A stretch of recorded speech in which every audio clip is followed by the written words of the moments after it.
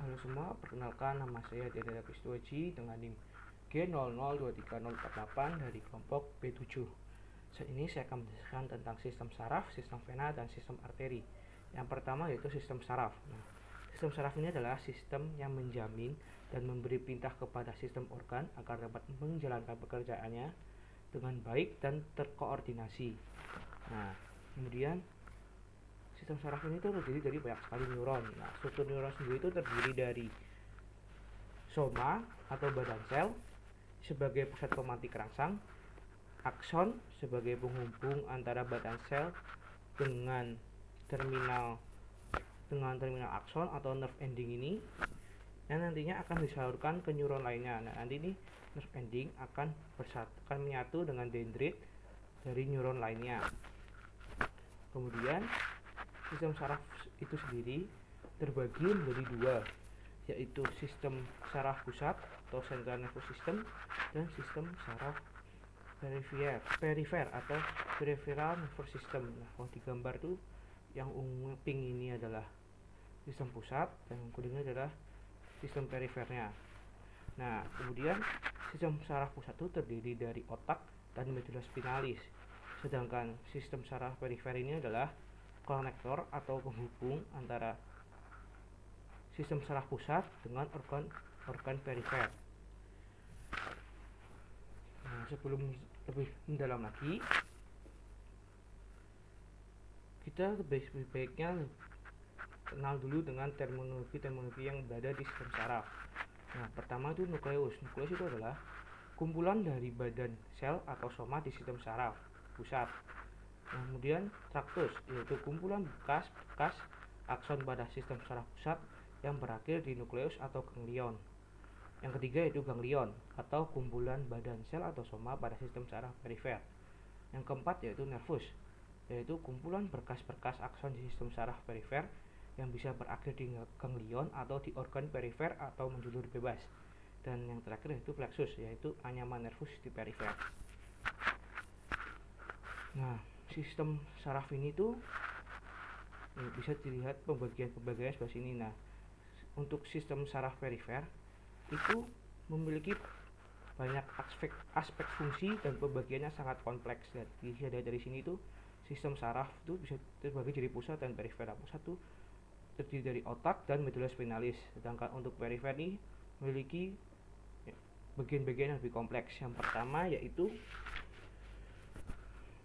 aferen atau sensorik. Ini berarti mengalirkan sinyal perintahnya itu dari sistem perifer ke sistem pusat.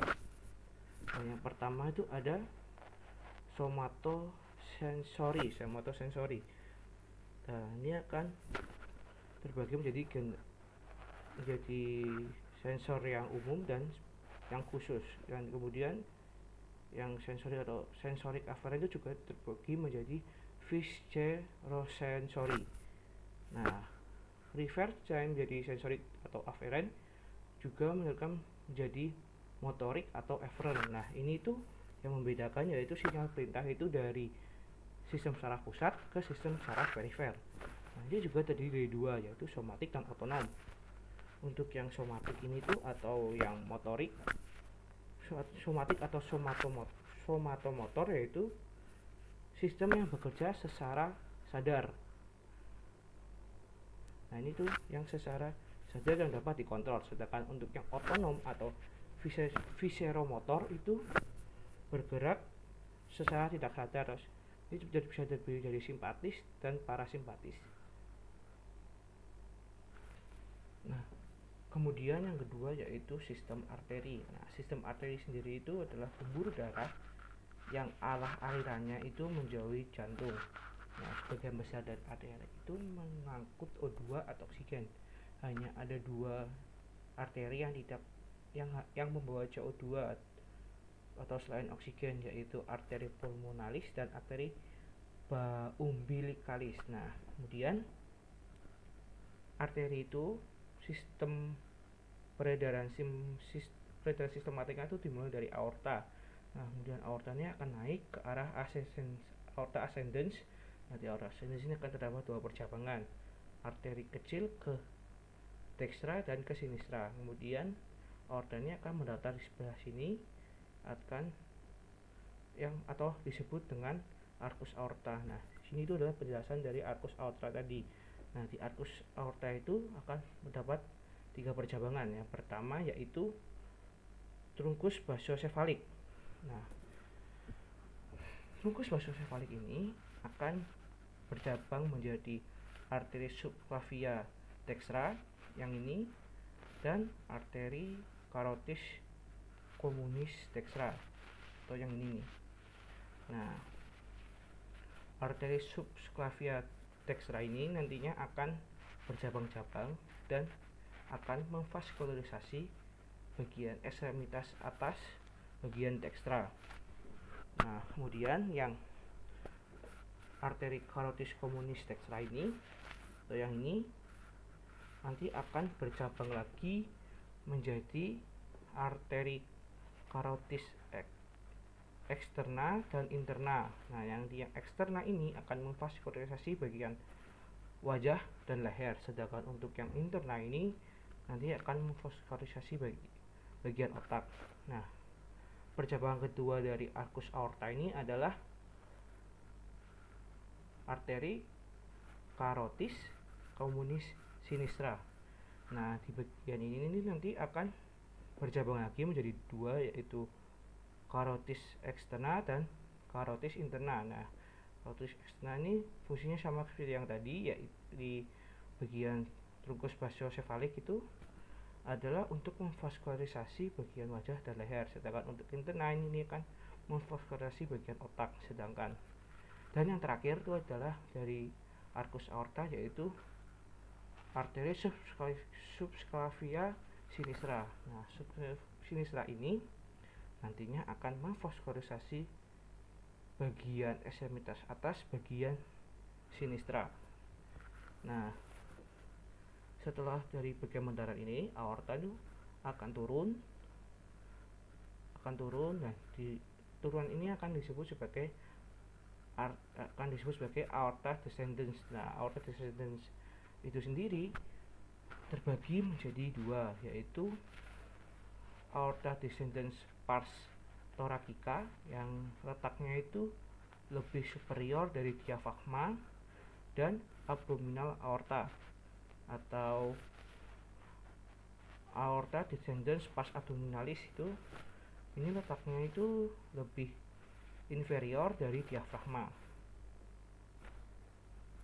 Nah, kalau yang gambar ini itu menjelaskan arteri setelah di percabangan trunkus brasiosefalik, sedangkan ini tuh dari turunan aorta descendens pars abdominalis ini akan turun terus ke bawah.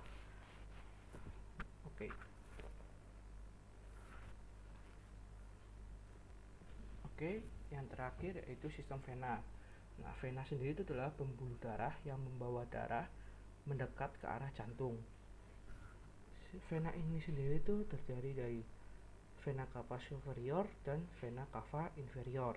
Kalau ini di sini tuh ini superior, yang ini tuh yang inferior. Dan yang pertama, vena cava superior ini tuh akan terdapat 3 muara besar, yaitu 2 vena besar brasiosefalik dan vena azygos. Nah, 2 vena brasiosefalik sinistra dan destra ini adalah muara vena yang berakhir untuk mendrainase darah dari skeleton trunci, kepala, otak, dan ekstremitas atas.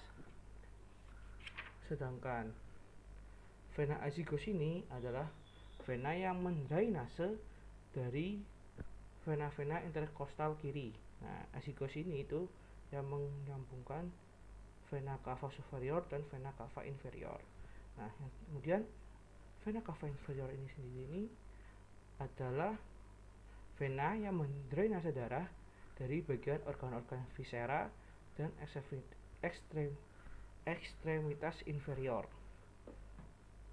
Nah, kemudian ini adalah percabangan dari vena yang berada di organ-organ atau disebut dengan vena porta hepatis. Oke, demikian yang dapat saya sampaikan. Jika ada kesalahan saya mohon maaf. Terima kasih.